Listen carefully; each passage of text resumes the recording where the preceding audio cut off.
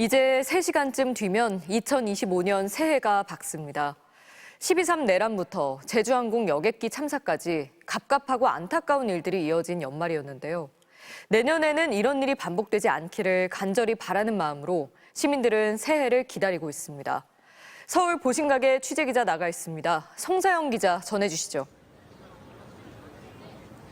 네, 이곳 보신각 앞 왕복 8차선 도로는 저녁 6시부터 통제에 들어갔는데요. 조금 뒤 몰릴 인파에 대비해서 도로 곳곳에 전광판과 울타리가 설치돼 있습니다. 밤이 되면서 기온도 영하로 떨어졌지만 소중한 사람들과 새해 첫 순간을 맞이하려는 시민들의 발걸음은 계속되고 있습니다. 제야의종 타종 행사는 오늘 밤 11시 반쯤부터 본격적으로 시작됩니다.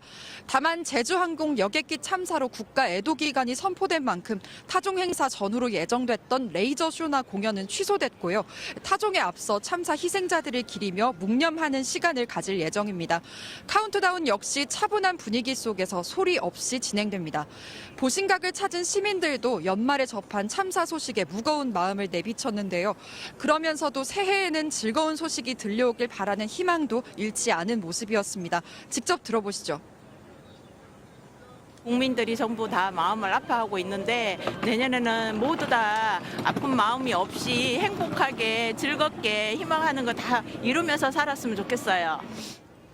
힘든 시기이니만큼 분열하고 이러기보다는 좀 다 같이 힘을 합쳐서 으쌰으쌰해서 힘든 일도 다 같이 이겨내는 그런 뭔가 정이 있는 한 해였으면 좋겠습니다. 새로운 마음을 다잡고서 내년에는 이제 아주 좋게 좀 잘 살고 싶습니다. 서울시는 인파가 몰릴 것에 대비해 밤 11시부터 내일 새벽 1시까지 지하철 1호선 종강역 무정차 통과를 예고했고요. 늦은 시각 귀가하는 시민들을 위해서는 내일 새벽 2시까지 지하철과 시내버스를 연장 운행합니다. 보신각 일대 도로 통행은 내일 오전 7시까지 통제되는데요.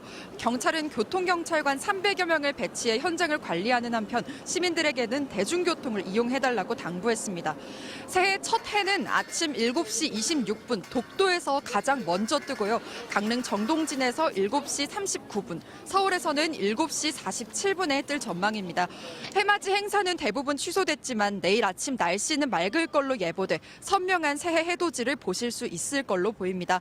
지금까지 서울 보신각에서 MBC 뉴스 송서영입니다.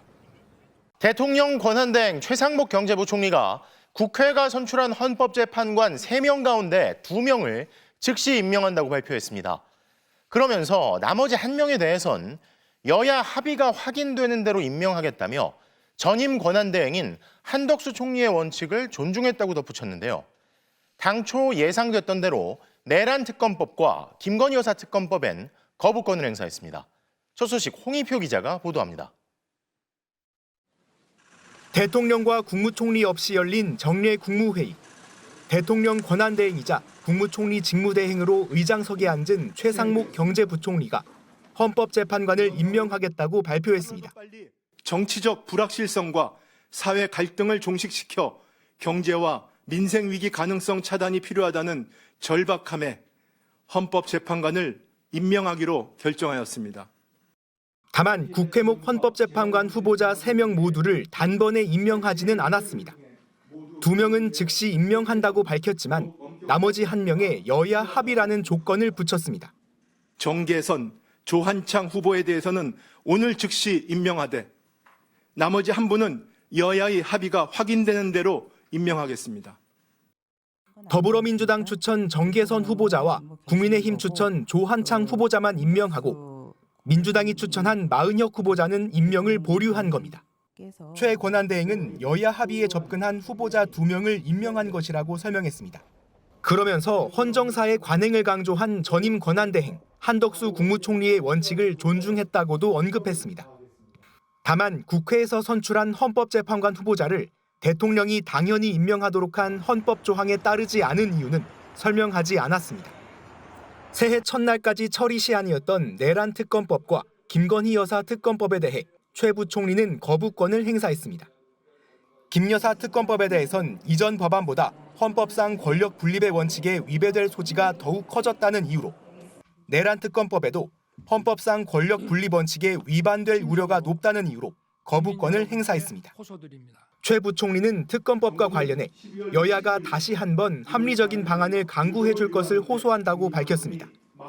쟁점 법안들에 대한 거부권을 행사하며 여야 협상을 요구했던 전임 권한대행처럼 이번에도 여야 간 협의를 요구한 셈입니다. MBC 뉴스 송희표입니다. 윤석열 대통령에 대한 체포영장이 발부됐습니다. 영장에 적시된 죄목은 내란 수괴, 내란의 우두머리라는 뜻입니다.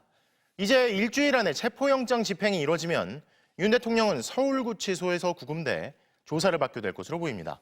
구민지 기자가 보도합니다. 서울 서부지법은 오늘 새벽 윤석열 대통령에 대한 체포영장을 발부했습니다. 대통령 관저 등에 대한 수색영장도 같이 발부했습니다. 죄목은 내란 수괴입니다.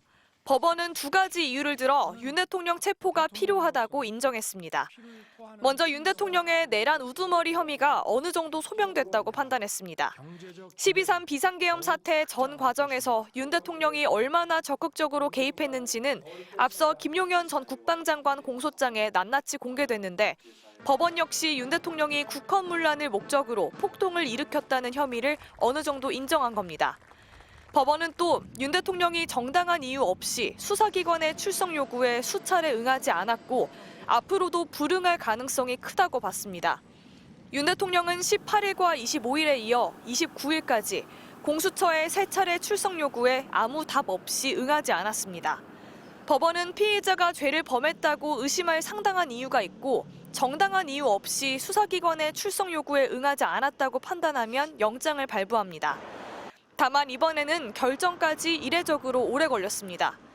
통상 몇 시간이면 결과가 나오는데 청구부터 결정까지 하루 이상 걸렸습니다. 직무가 정지됐지만 현직 대통령인 점을 고려한 걸로 보입니다. 체포영장이 나온 이상 윤 대통령이 수사에 응하지 않을 명분은 사라졌습니다. 대통령에게는 불소추 특권이 적용되지만 내란과 외환의 죄는 예외입니다.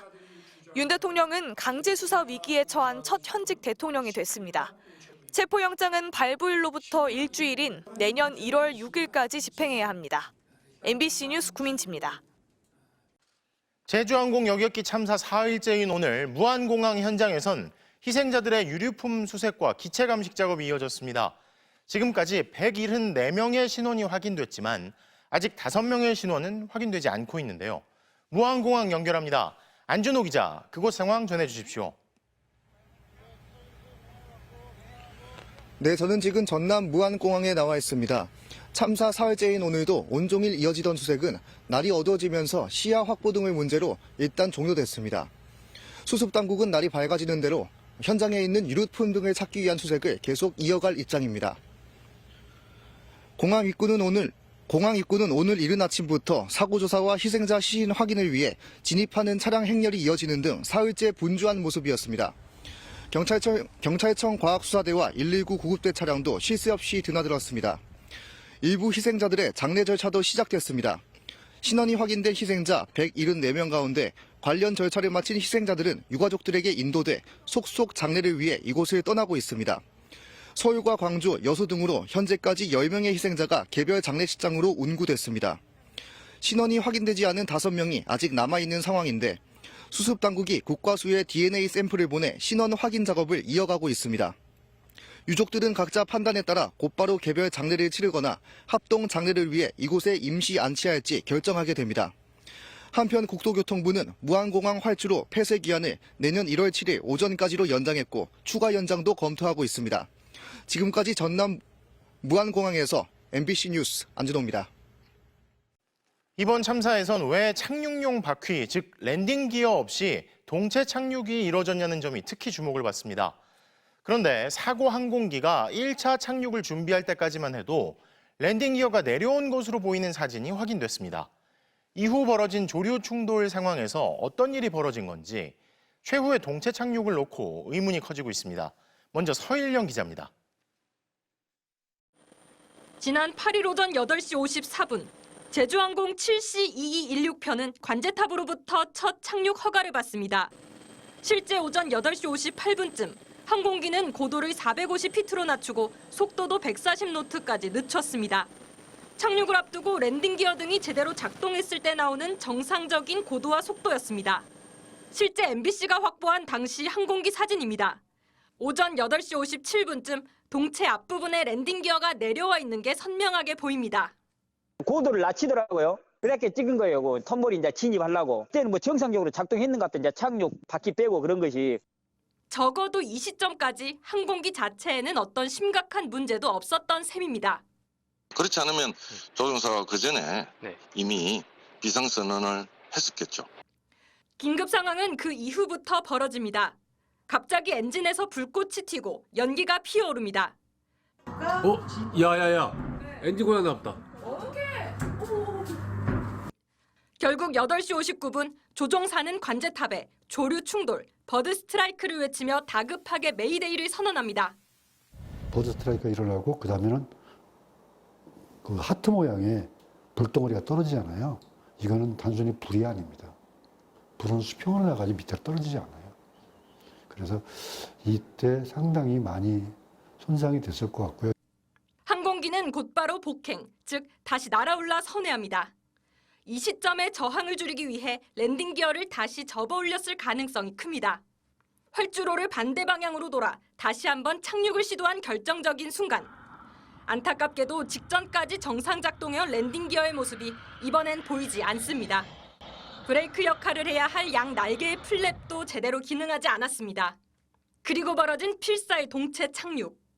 그러나 활주로에 닿는 순간 시속 300km가 넘을 정도로 빨랐던 기체는 그대로 콘크리트 구조물을 들이받았습니다.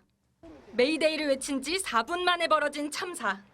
끝내 랜딩 기어를 쓸 수 없었던 최후의 상황은 안타까운 의문만을 남기고 있습니다. MBC 뉴스 서희령입니다.